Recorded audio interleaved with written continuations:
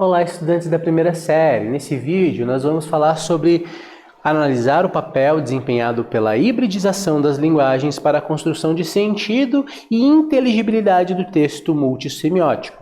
Parece complicado, né, gente? Vamos aqui desmiuçar para a gente poder entender sobre o que é o nosso objetivo, o que a gente tem que fazer aqui de fato. A gente vai falar sobre textos escritos e continuamos falando aí sobre o assunto de hobbies, de interesses específicos, no caso, tocar instrumentos musicais, tá ok? Então a gente tem aqui analisar o papel desempenhado pela hibridização. Então os textos, pessoal, muitas vezes são compostos por linguagem verbal, né, a língua escrita, né, ou mesmo falada, os textos orais também são textos, e as imagens, as figuras, que então são linguagens aí, né, não verbais, como a gente qualifica, né, pessoal? Então, assim, como eles contribuem, essas duas coisas, a linguagem verbal e a não verbal, para a construção de sentido e a inteligibilidade do texto multissemiótico, né? Inteligibilidade, o entender o texto multissemiótico, porque ele utiliza várias linguagens. Na internet, gente, está repleto de texto multissemiótico. A gente tem acesso a sons, a gente tem acesso a imagens, a vídeos, né, pessoal?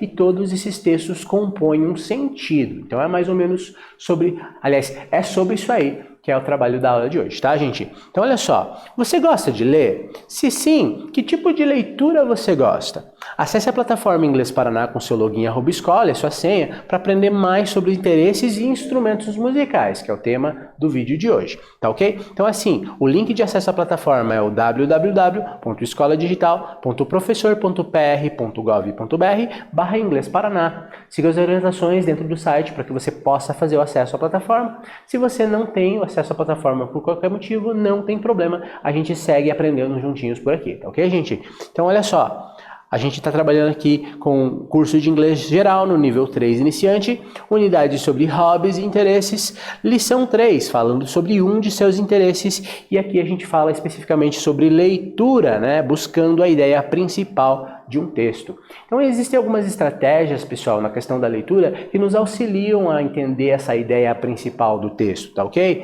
Então, lendo a ideia principal de um texto, você pode entender melhor um texto se, em primeiro lugar, ler ele todo rapidamente em busca da ideia principal.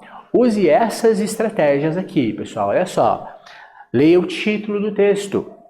Observe quaisquer figuras, né? Então, as figuras elas contribuem para o entendimento do texto, a linguagem não verbal. Leia a frase principal, que geralmente é a primeira frase do texto. Então, a primeira frase ela denuncia ali qual que é o assunto do texto. Você consegue pegar a ideia principal do texto, geralmente juntando as informações coletadas a partir dessas três estratégias: título, figuras, frase principal, tá, gente? Então, fazendo dessa forma, fica fácil entender aí qual que é o tema do texto, tá, gente? Observe o texto de amostra. A figura e o título indicam que o texto fala sobre um homem tocando seu saxofone. A primeira frase do texto, ou frase principal, também indica isso. Ao ler a ideia principal, você pode rapidamente descobrir sobre o que fala o texto. Então, olha só, pessoal, a gente tem aqui o pequeno texto sobre o saxofone, né, gente? Read the test about playing saxophone and answer, né? Então a gente tinha a questão de perguntas e respostas sobre esse texto.